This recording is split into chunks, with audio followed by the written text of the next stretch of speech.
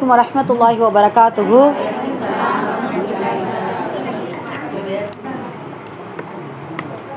இன்னல் அல்ஹம்துலில்லாஹி ரப்பில் ஆலமீன் நஹ்மதுஹு நுஸல்லி அலா ரசூலில் கரீம் இலா யௌமிddin அம்மா பஅத். ஃபகத் கால அல்லாஹு தஆலா ஃபில் குர்ஆனில் கரீம் வல் ஃபுர்கானில் மஜீத். ஃபஅஊது பில்லாஹி மினஷ் ஷைத்தானிர் ரஜீம். பிஸ்மில்லாஹிர் ரஹ்மானிர் ரஹீம். வமா அர்ஸல்நாக இல்லா ரஹ்மத்தல் லில் ஆலமீன். ஸதகல்லாஹுல் அலிய்யுல் அஸீம். எல்லா புகழும் இறைவனுக்கே. அல்லாஹுடைய அன்பும் அருளும் என் பெருமானார் ரசூலை கரீம் ஸல்லல்லாஹு அலைஹி வஸல்லம் அவர்கள் மீதும் நம் அனைவரின் மீதும் என்றென்றும் நின்று நிலவட்டுமாக. ஆமீன். அல்லாஹுடைய கிருபையினால் அவனது அளப்பரிய நாட்டத்தினால் அல்லாஹுடைய இல்லமான இந்த மதரசாவில் நம் அனைவரையும் ஒன்று சேர்த்தது போல் அல்லாஹு தஆலா இறையச்சமுடைய ஈமான் கொண்ட மக்களுக்காக தயார் செய்து வைத்துள்ள அந்த ஜன்னத்துல் ஃபிர்தோஸ் என்கின்ற உயர்ந்த சொர்க்கத்திலும் குறிப்பாக நமது நாயகம் ஸல்லல்லாஹு அலைஹி வஸல்லம் அவர்களோடும் அவர்களுடைய தோழர்களோடும் பிரவேசிக்கக்கூடிய நன்மக்களாக வல்ல ரஹ்மான் நம் அனைவரையும் ஆக்கி அருள் புரிவானாக. ஆமீன். அல்ஹம்துலில்லாஹ். நாம் எதை கேட்டோமோ எதை கேட்க இருக்கிறோமோ அதனை நமது உள்ளத்தில் உள்வாங்கி அதை நமது வாழ்விலும் செயல்படுத்தி அதை நாம் மற்றவர்களுக்கும் எத்தி வைக்கக்கூடிய நன்மக்களாகவும் வல்ல ரஹ்மான் நம் அனைவரையும் ஆக்கி அருள் புரிவானாக. ஆமீன். ஹைர். அல்ஹம்துலில்லாஹ். சென்ற வாரம் எதை பற்றி பார்த்தோம்? மாஷா அல்லாஹ், மாஷா.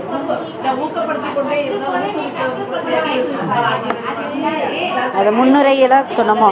சரி, அல்ஹம்துலில்லாஹ். எதை சொல்கிறோமோ அதை செய்ய வேண்டும், எதை செய்கிறோமோ அதை சொல்ல வேண்டும் என்கின்ற அடிப்படையில் ஒரு மூத்த அறிஞர்களின் 3 முக்கியமான சம்பவங்களை குறித்து நம்ம பார்த்தோம். அல்ஹம்துலில்லாஹ்.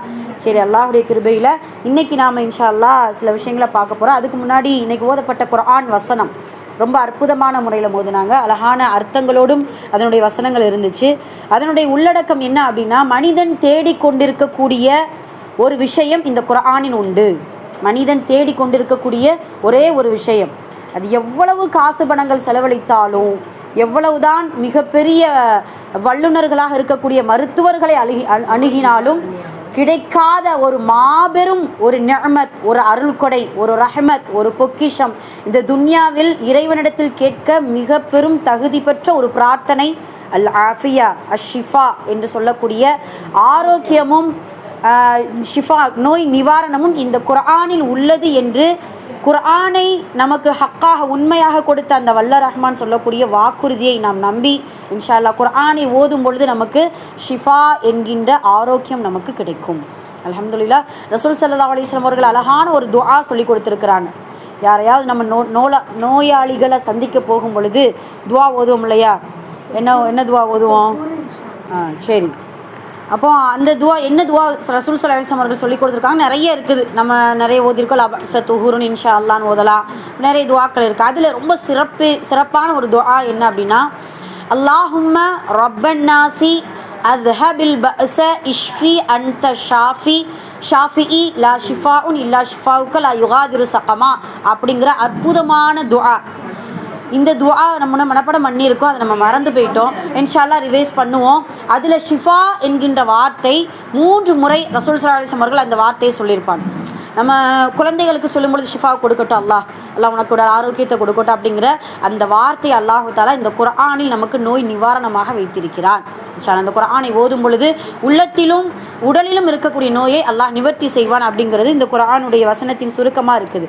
அதில் குர்ஆன் அல்லாஹு தஆலா முதல்ல அதை சொல்லிட்டு ஃபஸ்ட்டு அது 3வது விஷயமா சொல்கிறேன். ஆரம்பத்தில் அவங்க ஓதக்கூடிய ஆரம்பத்தில் என்ன வருது அப்படின்னு சொல்லும் பொழுது 5 வக்து தொழுகையை நியமமாக தொழுது கொள்ளுங்கள் என்று அல்லாஹு தஆலா சொல்லிவிட்டு ஃபஜ்ருடைய நேரம் நமக்கு ஓதப்படக்கூடிய இந்த குர்ஆன் நமக்கு ஷஹாதத் சாட்சியாக வரும் அப்படிங்கிறத அல்லாஹு தஆலா இந்த வசனத்தின் மூலம் நமக்கு சொல்லிக் கொடுக்குறேன். அவங்களுக்கு ஞாபகம் இருக்குன்னு நினைக்கிறேன். ஃபஜ்ருடைய ஒரு விளக்கம் பார்க்கும்போது நம்ம ஒரு 13 சிறப்புகள் சொன்னோம். நசீஹத்தை பார்க்கும் பொழுது அதில் ஃபஸ்ட்டு சிறப்பாக நம்ம இதை சொன்னோம்.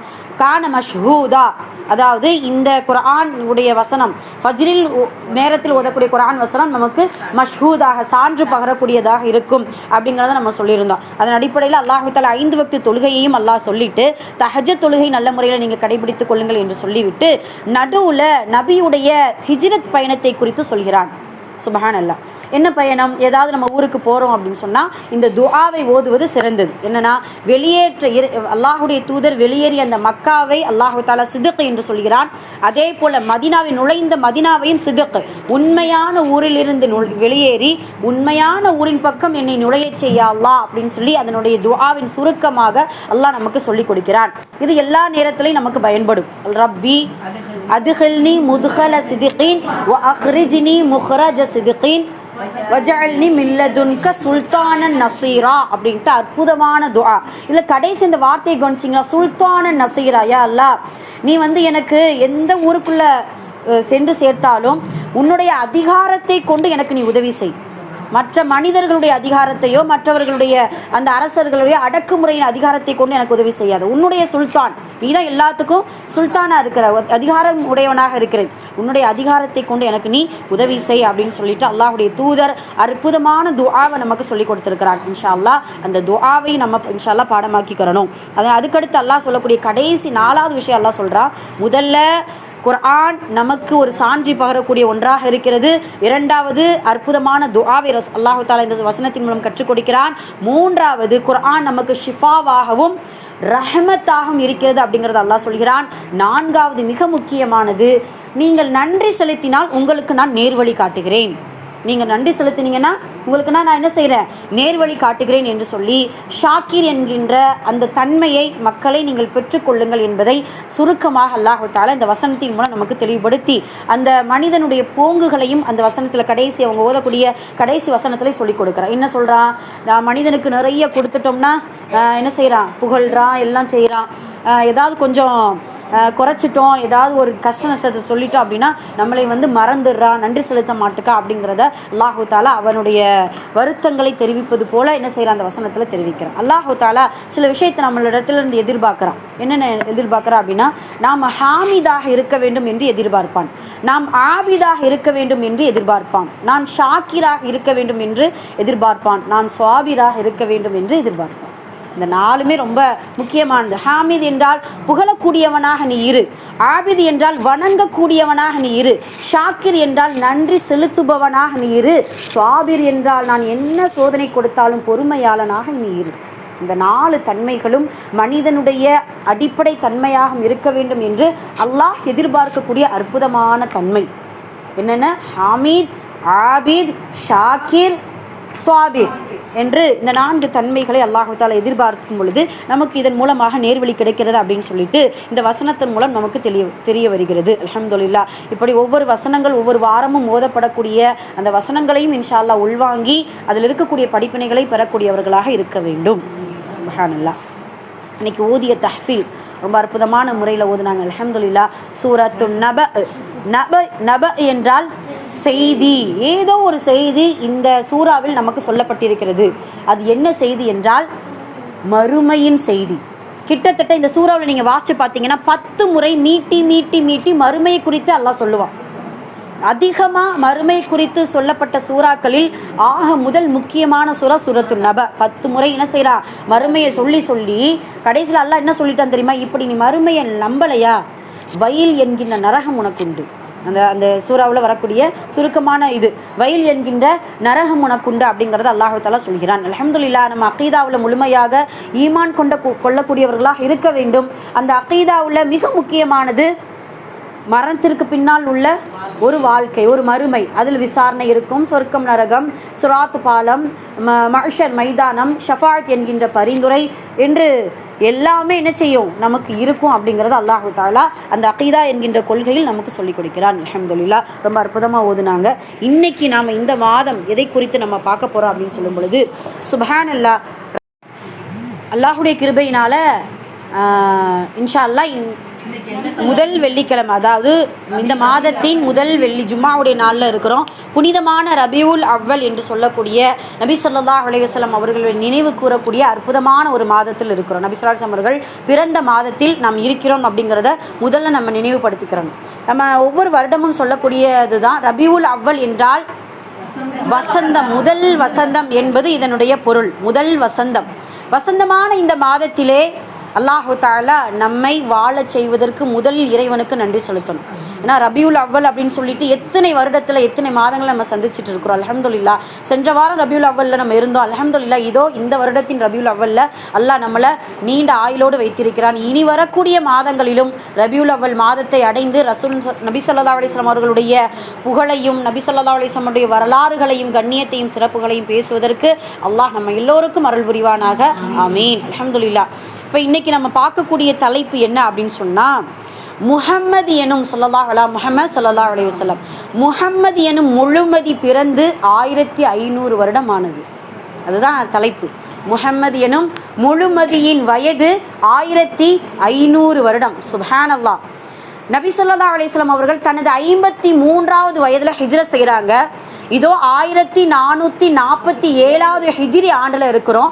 1447ஐயும் 53ஐயும் கூட்டினோம்னா நபியின் வயதோ 1500 வருடம். சுப்ஹானல்லாஹ். அற்புதமான ஒரு வருடத்திலும் மாதத்திலும் நாம் இருக்கிறோம் என்கின்ற ஒரு மன மகிழ்வோடும் நபி அல்லாஹ் மீது கொண்ட மிகப்பெரிய நேசத்தோடும் அவன் கொடுத்த நபி ஸல்லல்லாஹு அலைஹி வஸல்லம் அவர்கள் மீது கொண்ட நேசத்தோடும் இன்ஷா அல்லாஹ் அவர்களுடைய வரலாற்றிலிருந்து கிட்டத்தட்ட ஒரு 10 அந்த முழு நிலவை குறித்து இன்ஷா அல்லாஹ் நாம் பார்க்க இருக்கிறோம். அந்த 10 சிறப்புகள் அப்படின்னு சொல்லும் பொழுது எந்த நபிமார்களுக்கும் எந்த மனிதனுக்கும் எந்த படைப்பினங்களுக்கும் கொடுக்கப்படாத ஒரு 10 சிறப்புகள் அப்படின்னு சொல்லிட்டு நம்ம இன்ஷா அல்லாஹ் பார்க்க இருக்கிறோம். இந்த இந்த இந்த விஷயத்தை குறித்து பார்க்குறதுக்கு முன்னாடி இது ஒரு ரபியுல் அவ்வல் மாதம். இந்த மாதத்தில் ஒரு 3 நியத்தை ஆரம்ப இந்த ஜும்மாவில் இன்ஷா அல்லாஹ் நம்ம வைப்போம். அல்ஹம்துலில்லாஹ். இப்போ மணி பார்த்தீங்கன்னா ஒரு 4:10 என்ன அசருடைய டைம் ஆரம்பமாயிடுச்சு. அசர் தொழுகலாம்லாம் தொழுது கொள்ளலாம். நமக்கு ஞாபகம் இருக்குன்னு நினைக்கிறேன். அல்லாஹு தஆலா சில நேரங்களை நமக்கு கபூலியத் என்கின்ற துஆ கபூல் செய்யக்கூடிய ஒரு நேரமாக நமக்கு வச்சிருக்கிறான். இதோ அசருடைய நேரம். மலக்குமார்கள் தன்னுடைய பணிகளை மாற்றிக்கொள்ளக்கூடிய ஷிஃப்ட் மாறக்கூடிய ஒரு நேரமாக இருக்குது. அதே போல் ஜும்மாவுடைய நாளில் சில நேரத்தில் அல்லாஹ் துஆவை கபூலாக்கக்கூடிய ஒரு நேரமாக ஜும்மாவுடைய நாளில் வச்சுருக்கான். அறிஞர்களிடத்துல நிறைய கருத்து வேறுபாடு இருக்குது. முதல்ல குத்பா நிகழ்த்தி கொண்டிருக்கும் பொழுது அல்லது பாங்குக்கும் இக்காமத்துக்கும் நடுவில் அப்படின்னு சொல்லிட்டு. ஆனால் ஜும்மாவுடைய நேரத்தில் இந்த அசருடைய நேரம் இருக்குது பார்த்தீங்களா, அதுதான் கபூலியத் என்கின்ற அதாவது துஆ கபூலாக்கப்படக்கூடிய ஒரு நேரமாக இருக்குது. ஆக ஒரு அற்புதமான நேரத்தில் அல்லாஹ்விடத்தில் 3 கோரிக்கை அல்லாஹ்விடத்தில் நம்ம வைக்க போகிறோம். அந்த 3 கோரிக்கையை நியத்துகளாக மாற்றி நம்மளுடைய உள்ளத்தில் உறுதி கொண்டு அல்லாஹ் இந்த நியத்தை இன்ஷா அல்லாஹ் நம்மளுடைய வாழ்நாள் முழுக்க செயல்படுத்தக்கூடிய பாக்கியத்தை அல்லாஹ் எல்லோருக்கும் தந்தல் புரிவானாக என்கின்ற பிரார்த்தனையோடு அதோ இந்த 3 முக்கிய நியத்து. யா அல்லாஹ், இந்த ரபியுல் அவ்வல் மாதத்தில் நாங்கள் இருக்கின்றோம். இந்த வசந்தமான இந்த மாதத்தில் அல்லாஹுடைய தூதருடைய பிறந்த இந்த மாதத்தில் உனக்கும் உன்னுடைய தூதருக்கும் முழுமையாக கட்டுப்பட்ட முஸ்லீம்களாக எங்களை நீ வாழச் செய். எப்படி உன்னுடைய தூதர் முழுமையாக உனக்கு கட்டுப்பட்டாரோ அதே போல இந்த தூதரின் உம்மத்தினர்களாகிய எங்களையும் முழுமையான முக்மீனான முஸ்லீம்களாக வாழ்வதற்கு நீ அருள் புரிவாயாக என்று சொல்லி அல்லாஹ்விடத்தில் இந்த நியத்தோடு இன்ஷா அல்லாஹ் நம்மளுடைய பயான்களை ஆரம்பிப்போம். இது ஒன்று. யா அல்லாஹ், உனக்கும் பின்பு உனது முஹம்மது நபி ஸல்லல்லாஹு அலைஹி வஸல்லம் அவர்களுக்கும் கட்டுப்படக்கூடிய பாக்கியத்தை கொடு. குர்ஆன் முழுக்க அத்தியுல்லாஹ வ அத்தியுர் ரசூல் என்கின்ற அந்த கருப்பொருளை உட்கொண்டு இன்ஷா அல்லாஹ் அதன் அடிப்படையில் வாழக்கூடிய பாக்கியத்தை அல்லாஹ்விடத்தில் கேட்போமாக. இரண்டாவது, யா அல்லாஹ், உன்னையும் அதற்கு பின்னால் உன்னுடைய தூதரையும் எங்களுடைய குடும்பத்தார்களை விட நாங்கள் சேர்த்து வைத்திருக்கிற செல்வத்தை விட நாங்கள் பெற்றெடுத்த பிள்ளைகளை விட இந்த துன்யாவில் எதெல்லாம் எங்களுடைய ஆசையை மிகைத்திருக்கிறதோ அத்தனை வஸ்துக்களையும் விடவும் உன்னையும் உனது தூதரையும் உயிருக்கு மேலாக நேசிக்கக்கூடிய பாக்கியத்தையும் உள்ளத்தையும் எங்களுக்கு நசீபாக்கி கொடியா அல்லாஹ் அப்படின்னு சொல்லி இரண்டாவது துஆவையும் இன்ஷா அல்லாஹ் நியத்தோடு வைத்துக்கொள்வோம். இதோ மூன்றாவது மிக முக்கியமானது. யா அல்லாஹ், உன்னால் அனுப்பப்பட்ட அந்த தூதருடைய சுன்னத்துக்களை இன்ஷா அல்லாஹ் எங்களுடைய வாழ்நாள் முழுவதும் கடைபிடிக்கக்கூடிய பாக்கியத்தை கொடு. அந்த சுன்னத்துக்களை முழுக்க அது சிறியதாக இருந்தாலும் சரி சாப்பிடு. அல்லாஹ்வுடைய தூதர் சொல்லுவாங்க இல்லையா, அறிஞர்கள் சொல்லுவாங்க இல்லையா, பல் துலக்குவதிலிருந்து பாராளுமன்றம் வரைக்கும் நபியின் சுன்னத்துகள் அவ்வளவு ஹயாத்தாக இருக்கிறது. அந்த சுன்னத்துகளை மீண்டும் ஹயாத்தாக்கக்கூடிய பாக்கியத்தை வல்ல ரஹ்மான் நம் எல்லோருக்கும் தந்தல் புரிவானாக என்று 3 துஆக்களையும் நியத்துக்களையும் இன்ஷா அல்லாஹ் வைத்துக்கொண்டு நம்முடைய பயானை நம்ம ஆரம்பம் செய்வோம். 3 துஆக்கள் ஞாபகம் வந்துருச்சா? என்னென்ன துஆ சொன்னோம்? முழுமையாக கட்டுப்பட்ட முஸ்லிம்களாக ஆக்கிவை. அடுத்து உன்னையும் உனது தூதரையும் உயிருக்கு மேலாக நேசிக்கக்கூடிய பாக்கியத்தை கொடு. மூன்றாவது உனது தூதருடைய சுன்னத்துகளை ஹயாத்தாக்கக்கூடிய பாக்கியத்தை கொடு என்று சொல்லி 3 துஆக்களையும் இதோ வசந்தமான இந்த முதல் வசந்தத்தில் இன்ஷா அல்லாஹ் துஆவோடு ஆரம்பிப்போம். அல்ஹம்துலில்லாஹ். இதோ முகிழ்ந்த அந்த முழுமதியுடைய வயது 1500. இனிமே பார்த்தீங்கன்னா ஒரு பயானில் நம்ம என்ன சொல்லுவோம், 1400 வருஷத்துக்கு முன்னாடி 1400. இப்போ இனிமே 1500 வருடத்திற்கு முன்னால். சுப்ஹானல்லாஹ். இந்த வைரத்துக்கு வேல்யூ போகவே போகாது. அதோடைய மவுஸுன்னு சொல்லுவாங்கல்ல, என்ன சொல்லுவாங்க அப்படி தானே, மவுஸு மதிப்பு. அந்த வைரத்துக்கு எவ்வளவுதான் அந்த வைரத்தை உடைச்சாலும் சுக்குநூறாக ஆக்கினாலும் அந்த வைரத்துடைய ஒவ்வொரு துகளும் பார்த்திங்கன்னா அவ்வளவு மதிப்பு உள்ளதாக இருக்கும் மனிதனுடைய இந்த துன்யாவில். அதே போல்தான் நபி ஸல்லல்லாஹு அலைஹி வஸல்லம் அவர்கள் காலம் கடந்தாலும் அல்லாஹுடைய தூதருடைய எந்த ஒரு சுன்னத்துகளும் இந்த துன்யாவில் மனிதன் கடைபிடித்தாலும் கடைபிடிக்கலாட்டிலும் நபி ஸல்லல்லாஹு அலைஹி வஸல்லம் அவர்களுடைய புகழை தினமும் ஸலவாத்தாகவும் வேறு எதை கொண்டும் பாடினாலும் சொன்னாலும் சொல்லாவிட்டாலும் அல்ஹம்துலில்லாஹ் அல்லாஹுடைய தூதருடைய அந்த மதிப்பும் அந்த கண்ணியமும் அந்த முஹப்பத்தும் அந்த நேசத்தில் கலந்திருக்கத்தான் வேண்டும் முஸ்லீம்களுக்கு. அப்படிங்கிறது தான் உண்மையான ஒன்று. அப்படி தானம்மா? அப்போ அந்த அளவுக்கு நபி ஸல்லல்லாஹு அலைஹி வஸல்லம் அவருடைய நேசத்தை அல்லாஹு தஆலா இயற்கையான ஒரு நேசமாக நமக்கு ஆக்கி தந்திருக்கிறான். அதன் அடிப்படையில் இன்ஷா அல்லாஹ் ஒரு 10 சிறப்புகளை குறித்து நம்ம பார்க்க போகிறோம். முதல்ல இந்த தூதர்கள் எதற்கு இந்த துன்யாவில் மனிதர்களுக்கு அனுப்பப்பட்டாங்க? இதுக்கு மக்கள் நேர்வழிப்படுத்த. அப்போ இதில் இன்னொன்று தெரியுது பார்த்தீங்களா? இப்போ மக்கள் எல்லாம் வழித்தவர் இருந்திருக்காங்க, அவங்கள நேர்வழிப்படுத்த நபிமார்கள் அல்லாஹு தஆலா அனுப்பியிருக்கிறான். அல்லாஹுடைய தூதர் அல்லாஹுடைய ஒரு குணம் என்ன அப்படின்னு சொன்னால், ஒரு சமுதாயத்தை தேர்ந்தெடுப்பான். அந்த சமுதாயம் எப்படி வழிகட்டு இருக்குது, எதன் மூலமாக வழிகட்டி இருக்கிறது, எவ்வளவு அட்டூழியங்கள் செய்து கொண்டிருக்கிறது அப்படின்னு சொல்லி பார்த்துதான் நபிமார்கள் என்ன செய்யறான், ஒரு சமுதாயமாக கூட்டமாக இருக்கக்கூடிய அந்த மனிதர்களுக்கு நேர் வழிகாட்டுவதற்கு அனுப்புகிறான். இதோ நபி ஸல்லல்லாஹு அலைஹி வஸல்லம் அவர்களுக்கும் ஒரு சமுதாயம் அனுப்பப்பட்டது. ஆனால் இந்த சமுதாயத்துடைய மக்கள் பிறந்து முடிந்து விட்டார்கள் என்றல்ல, பிறந்து கொண்டே இருக்கிறார்கள். இந்த நபியின் உம்மத்து மட்டும் பிறந்து கொண்டே இருக்கிறது கியாமத் நாள் வரைக்கும். மூசா நபி எடுத்துக்கோங்க, பனு இஸ்ராயீல் என்கின்ற சமூகத்தோடு அவங்களுடைய கூட்டம் முடிஞ்சிருச்சு.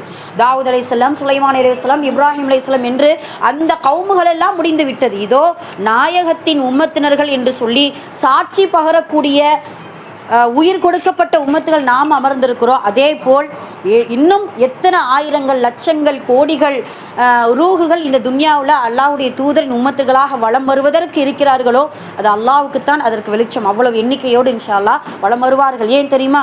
அல்லாஹுடைய தூதர் சொன்னாங்க இல்லையா, என்னுடைய உம்மத்தினர்கள் தான் சொர்க்கத்தில் பாதி பேர் இருப்பாங்களாம்.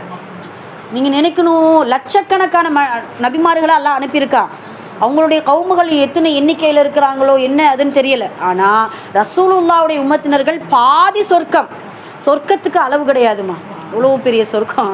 அதில் பாதி பேர் அல்லாஹு தஆலா நபியின் உம்மத்தினர்களாகத்தான் வருவார்கள் என்று சொன்னால் இன்னும் இன்னும் பிறந்து கொண்டே இருக்கிறார்கள்.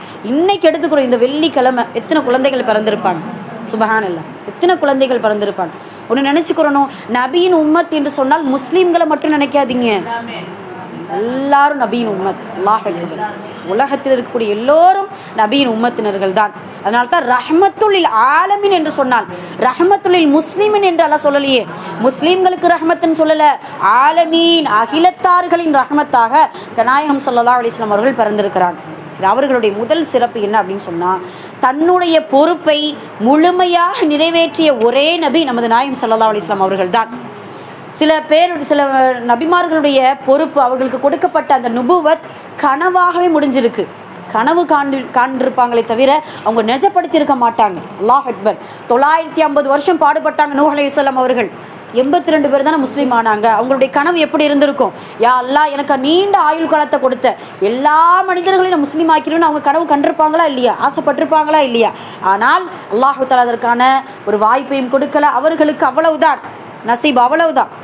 சுபஹானல்லாஹ். அப்போ எல்லாருமே பாருங்க, மூசா நபி, ஈசா அலைஹிஸ்ஸலாம் அவர்கள் எல்லோருமே அவங்களுடைய பொறுப்பில் பாதி செய்தும் செய்யாமலும் அவங்களுக்கு வஃபாத், மரணம் என்று ஒரு முடிவு வந்து விட்டது. ஆனால் நபிகள் நாயகம் ஸல்லல்லாஹு அலைஹி வஸல்லம் அவர்களுக்கு மட்டும்தான் பொறுப்பு எல்லாம் முடியப்பட்டு, நான் எல்லாம் உங்களிடத்துல நான் எத்தி வைத்து விட்டேனா, நீங்கள் அதற்கு சாட்சியாளர்களாக இருப்பீர்களா? எந்த நபி கேட்க முடியும்? எந்த நபி கேட்டார்கள்? அல்லாஹ் அக்பர். யா அல்லாஹ் நீயே சாட்சி, யா அல்லாஹ் நீயே சாட்சி. சுப்ஹானல்லாஹ். 3 முறை நபி ஸல்லல்லாஹு அலைஹி வஸல்லம் அவர்கள் தன்னுடைய ஹஜ்ஜத்துல் விதா என்கின்ற அந்த பெரும்பேற்றை அடையக்கூடிய அந்த பேருரையில் இந்த வார்த்தையை சொல்றாங்க. அப்படின்னா முழுமையாக அவர்களுடைய பொறுப்பு நிறைவேற்றப்பட்டுவிட்டது. அப்படி ஒரு கால் நிறைவேற்றப்படவில்லை என்றாலும் அவர்களுடைய மனைவிமார்கள் ஆயிஷாமா நிறைவேற்றினாங்க, அந்த பொறுப்பை எடுத்துக்கிட்டாங்க, எல்லாம் முடிஞ்சிருச்சு. இருந்தாலும் சில எதுக்கு இது ரசூலுல்லாஹ் இந்த வார்த்தையை சொன்னாங்க, இந்த சட்டத்துடைய விளக்கம் என்ன, இதனுடைய இந்த ஹதீஸுடைய விளக்கம் என்ன அப்படின்னு சொல்லி சஹாபாக்கள் அவர்களோடு, அதனால தான் ரசூலுல்லாஹ் சொன்னாங்க, நபிமார்கள் சொத்துக்களையோ பொருட்களையோ செல்வங்களையோ விட்டு வைக்கவில்லை, உலமாக்களாக ஆலிம்களை விட்டு வைத்தார்கள். அல்லாஹ் அக்பர். அதனால் உலமாக்கள் நபிமார்களுடைய வாரிசுகள்னு சொல்லுவாங்க இல்லையா, அவர்களுடைய வேலை என்ன? நபி ஸல்லல்லாஹு அலைஹி வஸல்லம் அவர்கள் மக்களை நேர்வழிப்படுத்துவது போல அவர்களுடைய ஹதீஸ்களிலிருந்தும் அல்லாஹுடைய குர்ஆன் வசனங்களிலிருந்தும் மக்களை நேர்வழிப்படுத்துவது தான் அவர்களுடைய பொறுப்பாக இருக்கிறதாக நபி ஸல்லல்லாஹு அலைஹி வஸல்லம் அவர்களுடைய பொறுப்பு முழுமையாக முற்றுப்பெற்று விட்டது என்பதற்கு அவர்கள்தான் சாட்சி அப்படிங்கிறத நம்ம பார்க்குறோம். இப்போ தன் பொறுப்பை முழுமையாக நிறைவேற்றிய நபி ஒரே நபி நமது நாயகம் ஸல்லல்லாஹு அலைஹி வஸல்லம் அவர்கள் தான். இரண்டாவது அவர்களுடைய சிறப்பு பார்த்தீங்கன்னா, அகிலத்தினுடைய சோதனைகளுக்கு எல்லாம் தீர்வு யாரு? நபி ஸல்லல்லாஹு அலைஹி வஸல்லம் அவர்கள் தான். எவ்வளவு சோதனைகளுக்குள்ள நாம் இருந்தாலும், நம்ம ஒரு தனிநபருக்கான சோதனையோ அல்லது குடும்பத்திற்கான சோதனையோ அல்லது நாட்டு பிரச்சனைகளாக இருந்தாலும் சரி, உலகத்துடைய ஃபித்னாவாக இருந்தாலும் சரி, அந்த ஃபித்னாவில் முஸ்லீம்களே, தோழர்களே, இப்படி நீங்கள் நடந்துக்கோங்க, இப்படி நீங்கள் செய்யுங்க, இதை நீங்கள் பற்றி பிடிச்சுக்கோங்க, இதை நீங்கள் கடைபிடிங்க. எத்தனை நபி ஸல்லல்லாஹு அலைஹி வஸல்லம் அவர்கள் வருங்காலத்தை குறித்தும் எதிர்காலத்தை குறித்தும் நமக்கு வலியுறுத்தி இருக்கிறாங்க, நமக்கு சொல்லி காட்டியிருக்கிறாங்க. இப்போ நம்ம செய்யக்கூடிய நம்ம அனுபவிக்கக்கூடிய ஒவ்வொரு சோதனைக்கும் அல்லாஹுடைய தூதருடைய வாழ்க்கையிலிருந்து நமக்கு தீர்வு கிடைக்கும். அல்லாஹ் அக்பர். நமக்கு அல்லாஹு தஆலா 2 குர்ஆனை கொடுத்திருக்கிறான். ஒரு குர்ஆன் படிப்பதற்கு, இன்னொரு குர்ஆன் வாழ்வதற்கு. சுப்ஹானல்லாஹ். ஒரு குர்ஆன் ஓதுவதற்கு என்ன? இதோ கலாம் அல்லாஹ், அல்லாஹுடைய வார்த்தை. இரண்டாவது ரசூலுல்லாஹ், அல்லாஹுடைய தூதர். அந்த தூதருடைய வாழ்க்கையை பார்த்து நாம் வாழ்ந்து கொள்ள வேண்டும். அவர்களுக்கு பட்ட சோதனைகள் ஒன்று ஞாபகம் வச்சுக்கிறணும், நமக்கு வரக்கூடிய சோதனைகள் எல்லாம் அல்லாஹுடைய தூதருடைய வாழ்க்கையிலையும் நடந்திருக்கு. நம்ம கேள்விப்பட்டிருக்கோமா இல்லையா? இப்போ குடும்பத்தில் ஏதாவது ஒரு பிரச்சனை வருது, கணவன் மனைவிக்குள்ள பிரச்சனை வருதுன்னா ரசூலுல்லாஹ்வுடைய வாழ்க்கையில் அந்த பிரச்சனை நடந்திருக்கு. அதிலிருந்து என்ன செய்யும்? நமக்கு தீர்வுகள் கிடைக்கும். அண்டை வீட்டுக்காரர்களிடத்தில் உடன்படிக்கை எதுவும் சரியான ஒரு இது இல்லையா, ஒரு மஹபத் இல்லையா, ரசூலுல்லாஹ் எப்படி அண்டை வீட்டுக்காரர்களிடத்தில் நடந்து கொண்டாங்க அப்படி நீங்கள் நடந்துக்கோங்க. எல்லாத்திற்கும் வழிகாட்டி.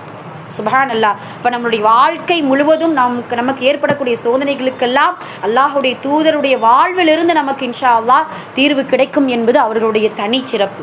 சுப்ஹானல்லாஹ்.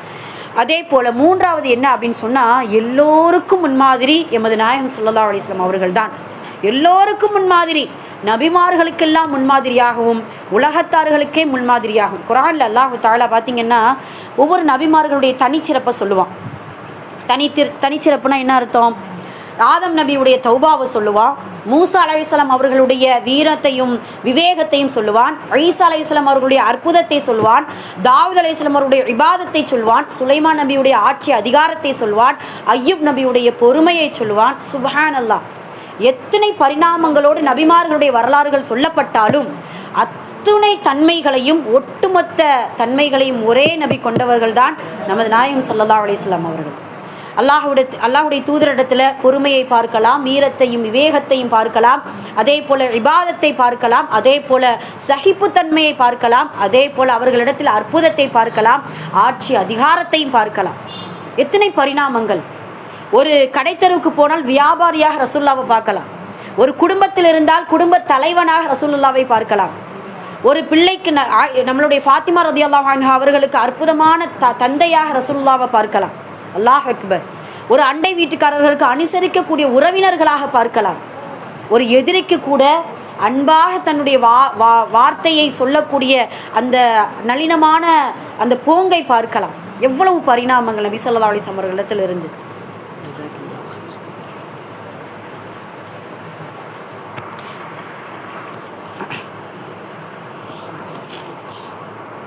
இந்த உலகத்தில் என்னென்ன உறவுகள் இருந்துச்சோ, இந்த உலகத்தில் அல்லாஹு தஆலா எவ்வளவு உறவுகளை வைத்திருந்தானோ அந்த உறவுகள் எல்லாவற்றிற்கும் ஒரு முன்மாதிரி உண்டு. எந்த அளவுக்கு அலி ரலியல்லாஹு அன்ஹு அவர்களுக்கு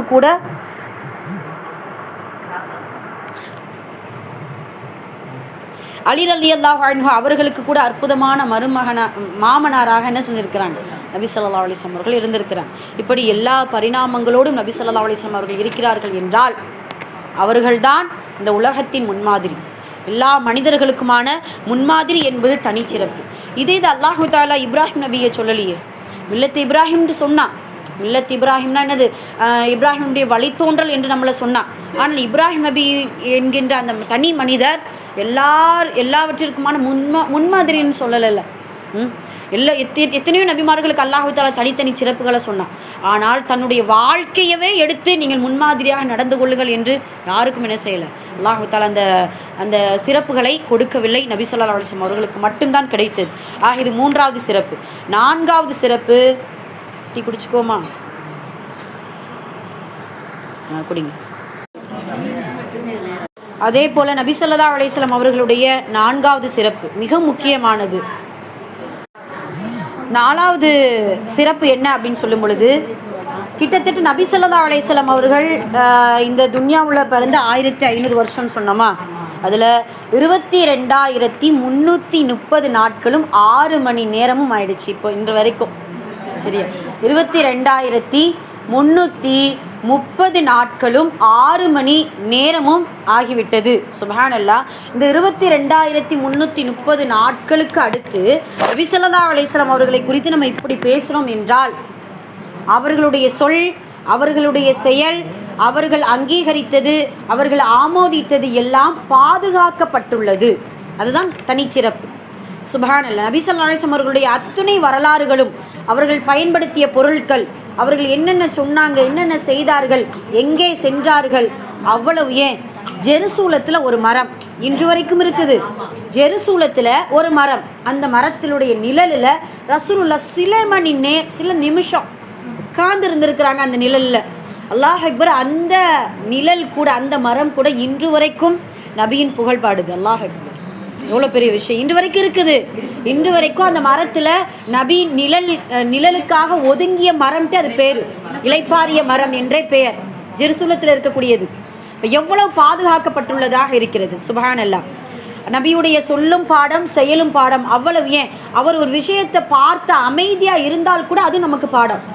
நபி ஸல்லல்லாஹு அலைஹி வஸல்லம் அவர்கள் சில நேரம் ஒரு விஷயத்தை சொல்லுவாங்க, செய்வாங்க.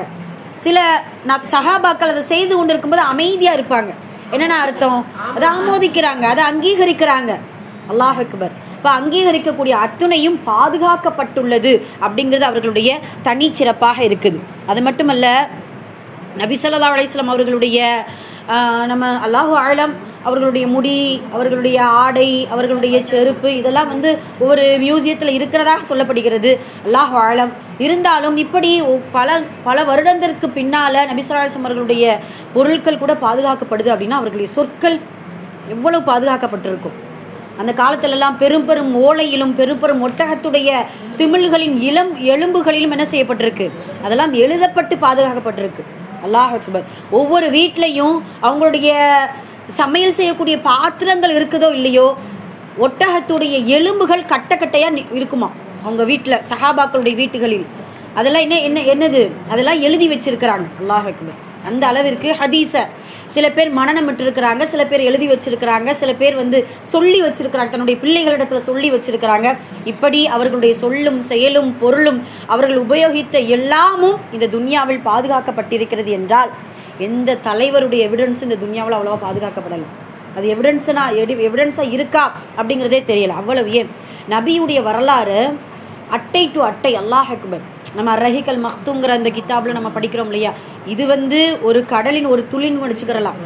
இதை போல நபியின் குழந்தை பருவம் ஒரு பாகம், நபியின் வியாபாரம் ஒரு பாகம், நபியின் இளமை பருவம் ஒரு பாகம், நபியின் திருமணம் அப்படின்ட்டு ஒவ்வொன்றும் அவங்களுடைய அந்த ஒவ்வொரு குடும்பத்தில் நடந்த வாழ்க்கையில் நடந்த ஒவ்வொரு விஷயமும் ஒரு பாகமாக ஒரு புத்தகங்களாக எழுதப்பட்டு இன்று வரைக்கும் பாதுகாக்கப்பட்டிருக்கிறது. சுப்ஹானல்லாஹ். அப்போது அவர்களுடைய சொல் செயல் அனைத்தும் பாதுகாக்கப்பட்ட பெட்டகமாக எமது பெருமானார் ஸல்லல்லாஹு அலைஹி வஸல்லம் அவர்கள் இருந்து கொண்டிருக்கிறார்கள் அப்படிங்கிறது அவர்களுடைய 4வது சிறப்பு.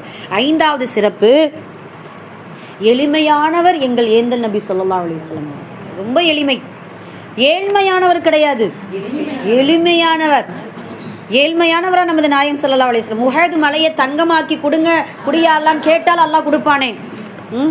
எவ்வளவு ஆட்சி அதிகாரங்கள் எவ்வளவு கேட்டால் நினச்சி அல்லாஹ் கொடுத்துருவான்.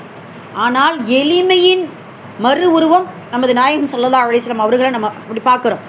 நபி ஸல்லல்லாஹு அலைஹி வஸல்லம் அவர்கள் ஒரு பெரிய அரசருடைய குடும்பத்தில் வந்தவர்களா இல்லை, பெரும் பெரும் பாரம்பரிய பணக்காரரா இல்லை, அவர்கள் மன்னர் வம்சத்தை சார்ந்தவங்கள எதுவும் கிடையாது. பாமரராக எப்பொழுதும் போல அவர்களுடைய கூட்டத்தில் ஒரு மனிதராக, ஒரு நல்ல மனிதராக என்ன செஞ்சுட்டு இருக்கிறாங்க நபி ஸல்லல்லாஹு அலைஹி வஸல்லம் அவர்கள் வாழ்ந்திருக்காங்க அப்படிங்கிறத நம்ம பார்க்குறோம். அல்லாஹ் தஆலா குர்ஆன்லேயே அவர் ஒரு பெரும் செல்வந்தர், அவர் பெரும் மன்னர், அரசர், உம்மின்ட்டு வர்ணிக்கிறான் அல்லாஹ். உம்மி நபிப்பா, அவங்களுடைய நபி என்ன உம்மி நபி, படிப்பறிவு இல்லாத ஒரு நபி. அல்லாஹ் அக்பர். அல்லாஹ் தஆலா வஜதக யதீமன் ஃபஆவா அப்படிங்கிற அல்லாஹ் யத்தீம் என்று நம்மளுடைய நாயகம் ஸல்லல்லாஹு அலைஹி வஸல்லம் அவர்களை அறிமுகப்படுத்துகிறார். ஒரு அனாதையாக இருக்கிறார், ஒரு தாயும் தந்தையும் இழந்த அந்த அனாதையாக இருக்கக்கூடிய நபி ஸல்லல்லாஹு அலைஹி வஸல்லம் அவர்கள் எல்லா அனாதைகளுக்கும் தந்தையாக இருந்தார். எல்லா அனாதைகளுக்கும் யார் தந்தையாக? நபி ஸல்லல்லாஹு அலைஹி வஸல்லம் அவர்கள் தான் தாயுமாகவும் தந்தையாகவும் இருந்திருக்கிறார். அல்லாஹ்வுடைய தூதர் இறந்த அந்த வருடத்தில் பார்த்தீங்கன்னா, அதோடு நபி ஸல்லல்லாஹு அலைஹி வஸல்லம் அவர்கள் எப்போ இறந்தாங்களோ அது வரைக்கும் பார்த்தீங்கன்னா எந்த அனாதைகளும் இல்லை. ஏன்னா யாருமே அனாதையாக நிற்கதியாக இருக்க விடலை. அவங்களுக்கு என்னென்ன தேவைகள் இருக்குது, என்னென்ன வேணும் எல்லாம் கேட்டு நபி ஸல்லல்லாஹு அலைஹி வஸல்லம் அவர்கள் அனாதைகளை ஆதரிக்கக்கூடியவர்களாக இருக்கிறாங்க.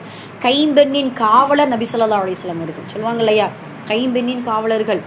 விதவைகளாக முதல் முறையாக இஸ்லாமிய மார்க்கத்தில் மட்டும்தான் விதவைகளுக்கு மறுமணம் செய்ய வேண்டும் என்று சொல்லி அதை முன்மாதிரியாக செய்து காட்டியவர்கள் நபிகள் நாயகம் ஸல்லல்லாஹு அலைஹி வஸல்லம் அவர்கள் தான். அல்லாஹ் அக்பர். இப்போ எவ்வளவு பெரிய ஒரு ஏழ்மையான எளிமையான ஒரு வாழ்க்கையை நபி ஸல்லல்லாஹு அலைஹி வஸல்லம் அவர்கள் வாழ்ந்திருக்காங்க அப்படிங்கிறத நம்ம பார்க்குறோம். அல்லாஹ் அக்பர். இது 5வது சிறப்பு. 6வது சிறப்பு என்ன அப்படின்னு சொன்னால், நானிலம் போற்றும் நல்லவர் நமது நாயகம் ஸல்லல்லாஹு அலைஹி வஸல்லம் அவர்கள். நாளிலம் போற்றும், உலகமெங்கும் புகழ் பாடக்கூடிய மஹ்மூத், முஹம்மது, அஹமத் என்று சொல்லி அல்லாஹு தஆலா நபி ஸல்லல்லாஹு அலைஹி வஸல்லம் அவர்களுக்கு பொருத்தமான பேர் வைத்தான். பார்த்தீங்களா, புகழக்கூடியவர்.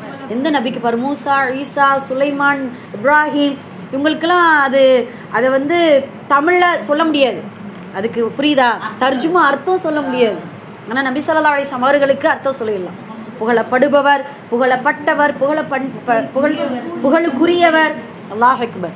இப்போ எவ்வளவு சிறப்புக்குரிய ஒரு பெயரை நானிலம் போற்றும் நல்லவராக நம் நாயகம் ஸல்லல்லாஹு அலைஹி வஸல்லம் அவர்கள் வாழ்ந்திருக்காங்க அப்படிங்கிறத பார்க்குறோம். ஒரு மனிதன் கெட்டவனா நல்லவனா அப்படின்னு சொல்கிறதுக்கு 4 அடையாளங்களை சொல்லலாம். ஒன்று, அவங்களுடைய குடும்பத்திடத்தில் விசாரித்து பார்க்கணும். இல்லையா, அவர்களுடைய தோழர்களுடைய வட்டாரங்களை பார்க்கணும். இல்லையா, 3வது பார்த்திங்கன்னா அவர்களிடத்தில் அண்டை வீட்டுக்காரர்களிடத்தில் விசாரித்து பார்க்கணும் அவர்களை குறித்து. 4வது, அவர்களிடத்தில் கடன், காசு, பணம் வாங்கி அது என்ன கொடுக்கல் வாங்கல். இந்த 4 இடத்துல தான் அவங்க நல்லவங்களா கெட்டவங்களானே தெரியும். குடும்பம், அண்டை வீட்டுக்காரர், தோழர்கள், காசு பணத்தை கொடுக்கல் வாங்கலுடைய அந்த ஆமாம். அப்படி இந்த 4 விதமான சர்டிஃபிகேட்டையும் ரசூலுல்லாவுடைய வாழ்க்கையில் அவங்க சொல்லலை, இருக்கக்கூடிய மனிதர்கள் சொல்கிறாங்க. ஆயிஷாமா சொல்கிறாங்க, ஹதீஜா அவங்களுடைய மனைவிமார்களை எடுத்துக்கோங்க. சுப்ஹானல்லாஹ். அல்லாஹ்வுடைய தூதர் சொல்லுவாங்க இல்லையா, உங்களில் சிறந்தவர் உங்களுடைய மனைவியிடத்தில் சிறந்தவர்கள் தான் உங்களில் சிறந்தவர். இப்போ நான் என்னுடைய மனைவியிடத்தில் சிறந்தவனாக இருக்கிறேன். யார் சொல்ல முடியும்? எந்த யோசிச்சு பாருங்க. அல்லாஹ் அக்பர். யார் சொல்லுவாங்க துனியாவில்? ஆனால் நபி ஸல்லல்லாஹு அலைஹி வஸல்லம் அவர்கள் சொல்கிறாங்க. அல்லாஹ் அக்பர். அதே போல் நபி ஸல்லல்லாஹு அலைஹி வஸல்லம் அவருடைய அண்டை வீட்டுக்காரர்களுக்கு எவ்வளவு மதிப்பு. அவங்க என்ன செய்வோம், நமக்கே அவங்க அதுதானே சொல்லி கொடுக்குறாங்க. நம்ம வந்து குழம்பு வச்சோம்னா என்ன செய்யணுமா, தண்ணி ஊற்றியாவது பக்கத்தில் என்ன செய்யுங்க, கொடுங்க. ஆமாம். அல்லாஹ் அக்பர். அப்புறம் இப்படி இருக்கும் பொழுது நபி ஸல்லல்லாஹு அலைஹி வஸல்லம் அவர்கள் எல்லோரிடத்திலும் நல்ல பெயர் வாங்கியதாக ஒரு அறிமுகம் வருது. என்னன்னா, ஆயிஷாமாவை சொல்கிறாங்கல்ல, நற்குணங்கள். அவ்வளவு அந்த நற்குணம் தான் நபி ஸல்லல்லாஹு அலைஹி வஸல்லம் அவர்களுடைய அஹ்லாக்குகளை நமக்கு சொல்லிக் கொடுக்குது. ஆயிஷாமா சொன்னாங்க, சஹாபாக்கள் வந்து கேட்பாங்க, ஆயிஷாமா நபியுடைய குணம் எப்படி, வாழ்க்கை எப்படி இருந்தது? குர்ஆனாகவே இருந்தது. குர்ஆன் எதையெல்லாம் நற்குணமாக சொல்கிறதோ அதையெல்லாம் என்ன செய்கிறாங்க, ரசூலுல்லாஹ் வாழ்ந்து காட்டியிருக்கிறாங்க. அது மட்டுமல்ல, அனஸ் ரலியல்லாஹு அவர்கள் சொன்னாங்களே, என்ன ஒரு நாள் கூட சீனு சொன்னதில்லை, ஏன் இப்படி செஞ்ச, எதுக்கு இப்படி நீ செஞ்ச அப்படின்னு ஒரு கண்டிப்பு கூட என்ன செய்யலை, கண்டிக்கிறது இல்லை. சுப்ஹானல்லாஹ், நம்ம வீட்டுக்கு ஒரு புதுசாக ஏதாவது ஒரு வேலை செய்கிறவங்க வந்துட்டாங்கன்னா என்ன நம்ம எப்படி நடந்துட்டுருக்குறோம், எப்படி நடத்துகிறோம், என்ன அதே போல் அவங்க எப்படி நடந்துக்கிறாங்க, எவ்வளோ விஷயங்கள் இருக்குது. இப்போ அனஸ் ரலியல்லாஹு அவர்கள் 10 வருஷம் பணிபுரிஞ்சிருக்கிறாங்க. 10 வருஷத்தில் ஒரு சின்ன தவறுமா செஞ்சுருக்க மாட்டாங்க. அப்படி செஞ்சிருந்தால் கூட ரசூலுல்லாஹ் என்ன செய்ய மாட்டாங்க, ரொம்ப அப்படி கண்டிக்கக்கூடிய ஒரு தன்மை கொண்டவர்களாக இல்லை. அது மட்டும் இல்லை, எதிர்களுடைய சர்டிஃபிகேட் என்ன தெரியுமா, ரசூல் ஸல்லல்லாஹு அலைஹி வஸல்லம் அவர்கள் வாழ்நாளில் ஒரு முறை கூட பொய் சொன்னது இல்லையே. சொன்னாங்களா இல்லையா? அபு சுஃபியான் சொன்னார், மன்னர் நஜாஸ் இல்லை, கிர்கில் மன்னர், கிர்கில் மன்னர்கிட்ட வந்து கிர்கில் மன்னர் கேட்கும்போது அபு சுஃபியான் அப்போ எதிரியாக இருப்பார். அப்போ ஒரு முறை கூட என்ன செய்யலை, பொய் சொன்னதில்லை. உடன்படிக்கையை நாங்கள் முறிச்சிருப்போம், அவர் உடன்படிக்கையை ஒப்பந்தத்தை முறிச்சது கிடையாது. அல்லாஹ் அக்பர். இப்போ எதிரிகளுடைய சர்டிஃபிகேட்.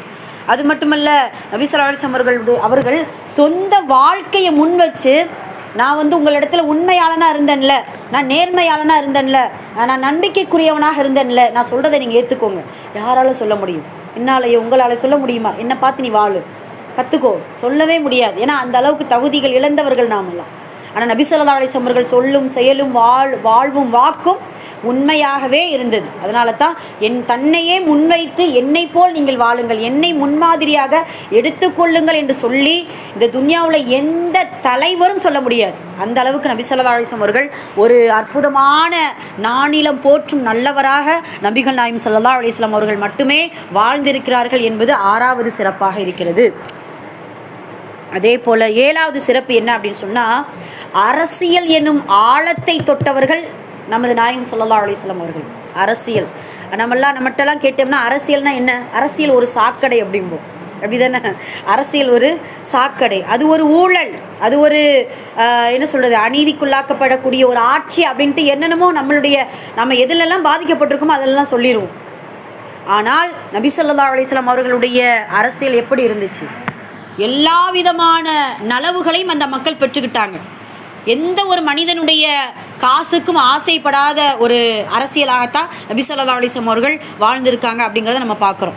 அதாவது பரம்பரைக்கும் சொத்து சேர்த்து வைக்கணும், நம்மளுடைய பிள்ளைகளுக்கும் சொத்து சேர்த்து வைக்கணும் அப்படின்னு சொல்லிட்டு அரசியல் தலைவர்கள் செய்யக்கூடிய அந்த ஊழல்கள் எவ்வளோ பெரிய நாட்டில் ஒரு பாதிப்பை ஏற்படுத்துது அப்படிங்கிறத நம்ம பார்க்குறோம் இல்லையா? ஆனால் நபி ஸல்லல்லாஹு அலைஹி வஸல்லம் அவர்கள் ஹிஜ்ரத்துக்கு போகும்பொழுது கூட எதிரிகளுக்கு கொடுக்கப்படக்கூடிய அந்த அமானித பொருட்களை கூட ஒப்படைச்சிட்டு என்ன செய்கிறாங்க, போகிறாங்க. ரலீனா பில்லாஹி ரப்பன் வபில் இஸ்லாமி தீனம் வபி முஹம்மதின் ஸல்லல்லாஹு இன்ஷா அல்லாஹ்.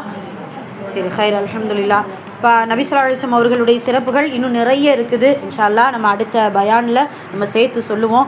எதுக்காக அப்படின்னா, இந்த 1500வது வருடத்தில் இருக்கக்கூடிய நாம் எப்படியாவது ஒரு 1500 சிறப்புகளையாவது படிச்சிருக்கணும். உண்மைக்கே என்ன, இது 1500ங்கிறது ரொம்ப கம்மி தான். நபி ஸல்லல்லாஹு அலைஹி வஸல்லம் அவர்களுடைய சிறப்பை நம்ம எண்ணி எழுத ஆரம்பித்தோம்னா போய்கிட்டே இருக்கும். அவ்வளவு சிறப்புகள் இருக்குது.